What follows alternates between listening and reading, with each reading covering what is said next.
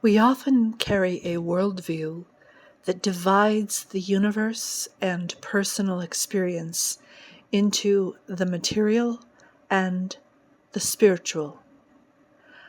I do not use the word spirit unless poetically or as a bridge word in communicating with others.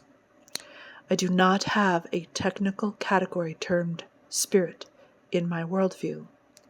I think that word and that concept obscures what is actually taking place in the universe, at least to my observation. And there are words and ideas that I prefer that cover that kind of ground more accurately. To myself, anyway. Each to their own. The main reason is that, well, first of all, everything that I encounter in the earth and the omniverse is alive and is being. The elements are not the adversary to life and energy. Rather, elements are best understood magically as the vessels of life and of any energy that an element or material carries naturally or can be invested with. Elements express and anchor the energetics we intend to cultivate within our environment. If one is to grant the term spirit, please understand that spirit enters matter. Thus, when we have matter in a given earth space, we are inviting a spirit or an energy or a being or life to enter. This is templating, the temple. Even more so, what I hear others call spirit, but I just call life, is not something other than the being itself. For example, if you have stone in your space, or if you place stone in your space, you are not inviting some other spirit, you are inviting the spirit of the stone, the life of the stone, the energy that a stone has, love in the form of stone. And the stone will bless you, because most beings in the universe are blessing and are praising and are loving. They are themselves and they give themselves.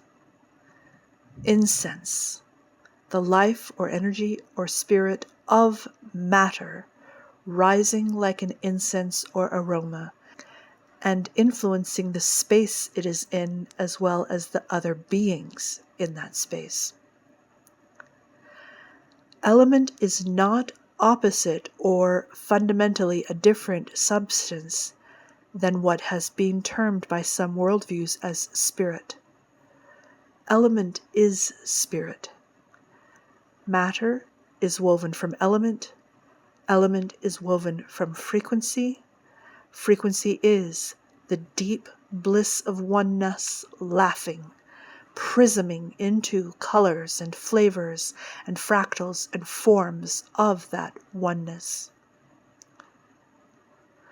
Thus, all this is principal prologue to say, when we speak of hearth magic, we are talking about creating or cultivating a specific type of energy, an intended experience of life.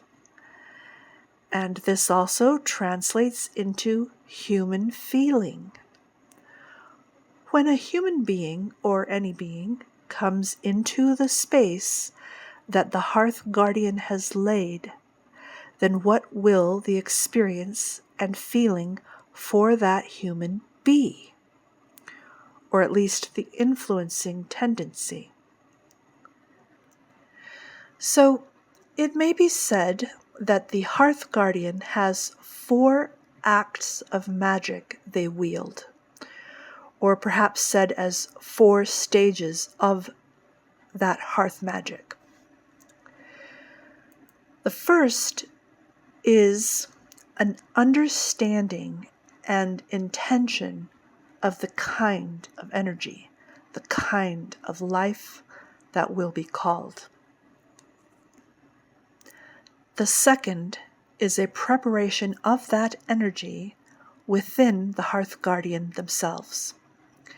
Because what is experienced without is going to first come from within. The third is that the Hearth Guardian chooses or knows the space they are working with.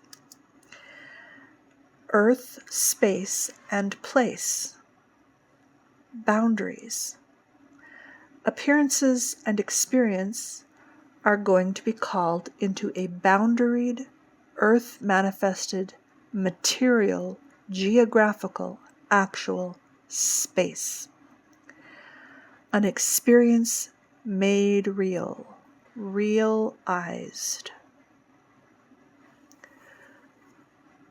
The fourth act is what material and elemental placements the Hearth Guardian will do in the space to, again, realize the intended energy, to express without the energy that the Hearth Guardian is already carrying and radiating from within. A question for the Guardian is, what kind of earth or elemental or material or real-time feature or process can anchor this intended energy into the space? In the last video, I said I would reveal the central grounding elements of Hearth Magic, but as sometimes happens as I ponder what to share, other ideas come forward that need to be spoken, which is what I did here.